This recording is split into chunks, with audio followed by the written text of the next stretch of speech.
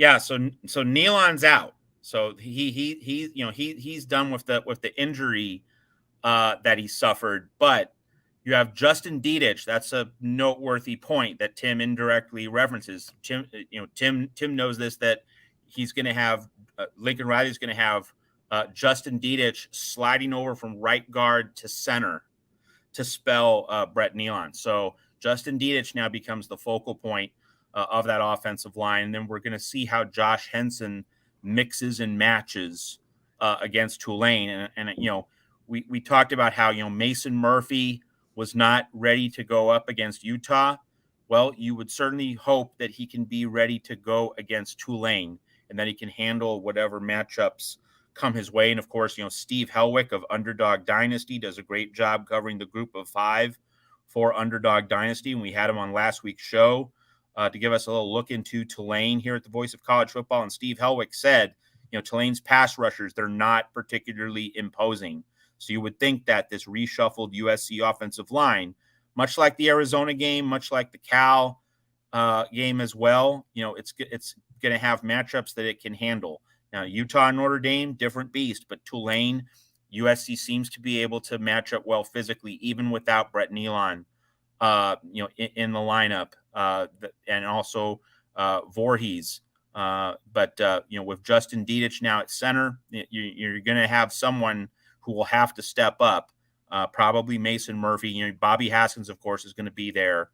One would think at left tackle, so that's the kind of the reshuffled reality of the offensive line. Justin Dedich now at center.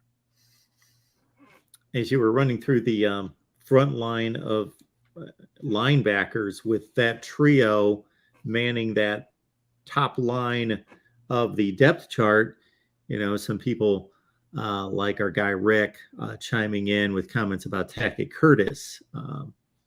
He's in the 2023 class, committed to USC. Will sign in a few days as a top 12 linebacker in the country, top 150 player.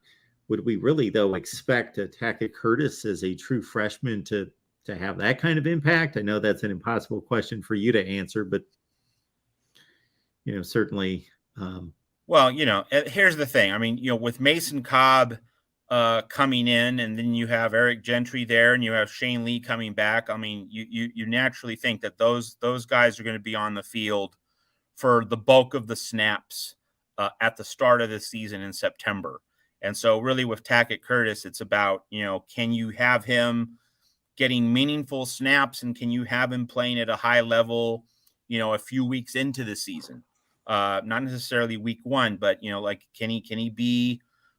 can he get things rolling? Can he get really fully integrated into the unit, 3-4 weeks in? I think that would probably be a reasonable target for him, without being, kind of a mixture between ambitious but not unrealistic. I think that might be the place to go. But, week 1, Gentry, Cobb, and Lee, you look at those 3 guys and you think, I want those team leaders on the field for USC. Yes, Daniel Beltran, we need DL now. That is absolutely true.